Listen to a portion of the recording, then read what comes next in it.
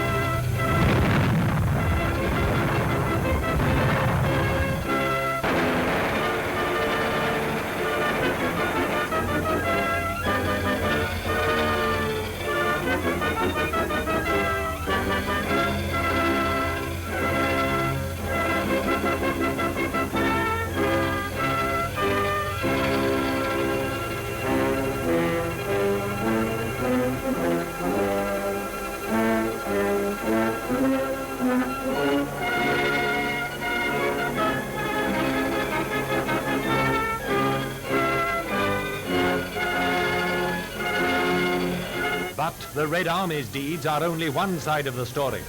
Another army was at work behind the enemy lines, elusive, matching the Huns' brute force with cunning. The Russian guerrillas gave their enemy no respite from battle.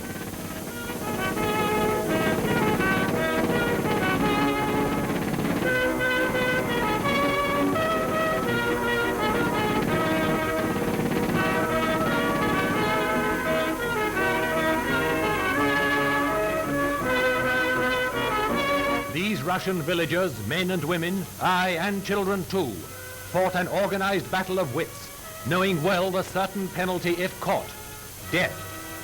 As this Nazi spy discovered, the motto of the guerrillas is, no quarter expected, no quarter given.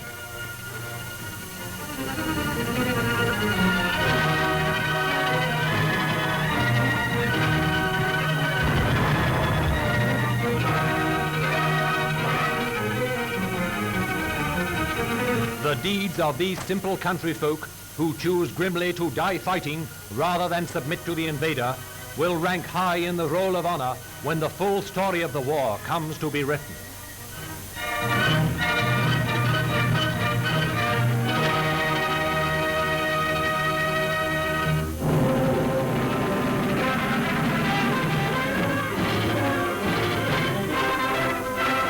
Unshaven, emaciated, fever-ridden, yet still tough as Australia makes them.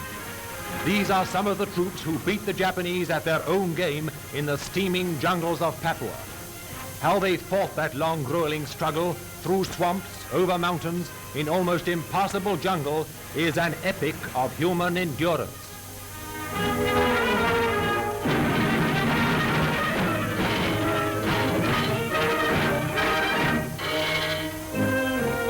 The Australians are loud in their praises of the Papuan natives, who uncomplainingly carried every item of equipment over country where roads are almost unknown. Full of admiration, too, for their unselfish devotion to the wounded, carrying them for days through this sort of country. There's a dramatic reality about all this that cannot be escaped. Cheerfulness and courage, contrasting sharply with suffering.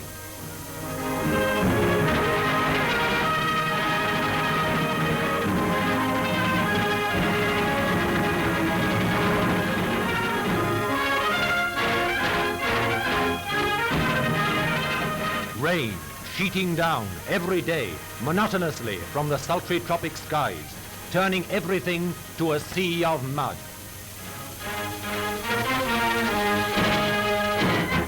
Then came the Americans to join up with the Australians. They built their own bridges, made their own roads, cutting their way through virgin country that up till now has probably never been explored by white men.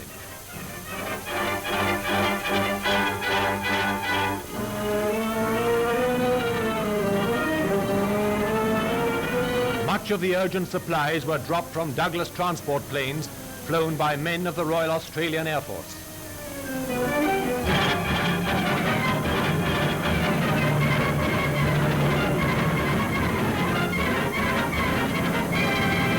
By air, Port Moresby is just an hour or two, but carried overland, these essential supplies couldn't have been delivered in under 6 days, and uncertain, hazardous days at that.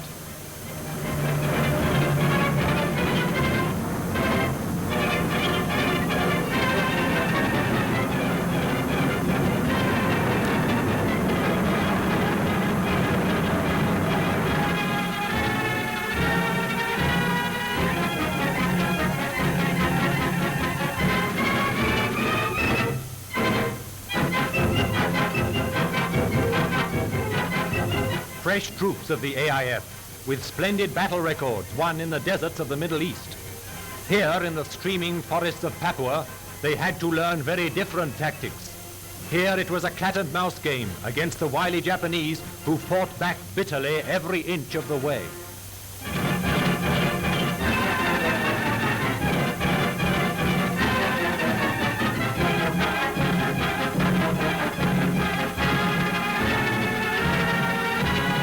Here in Papua, it was kill or be killed.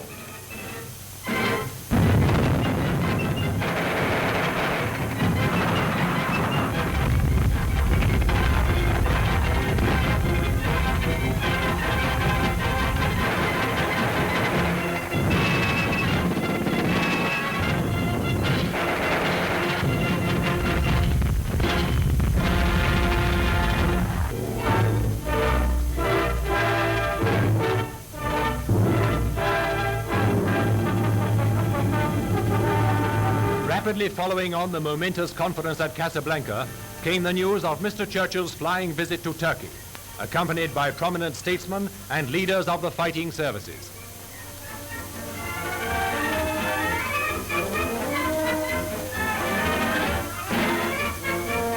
At Adana, he was joined by the British ambassador to Turkey, Sir Hugh Knatchbull Hewson.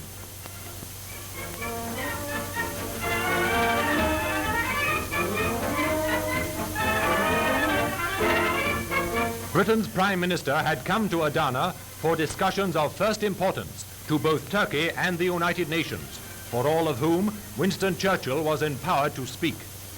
The conversations took place on a railway siding, and there the British Prime Minister was received by President İnönü of Turkey.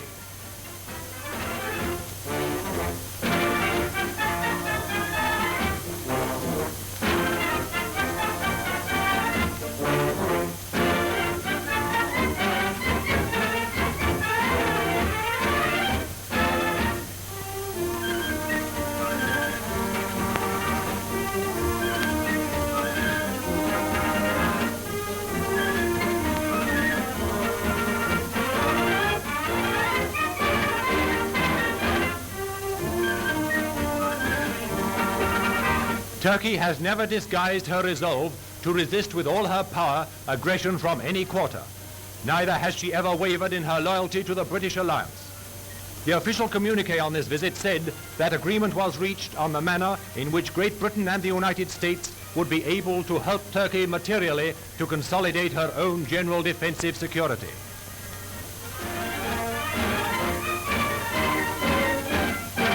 Adana has strengthened Turkey's resolves and has set the seal upon her security for the duration of the war and in the peace to follow.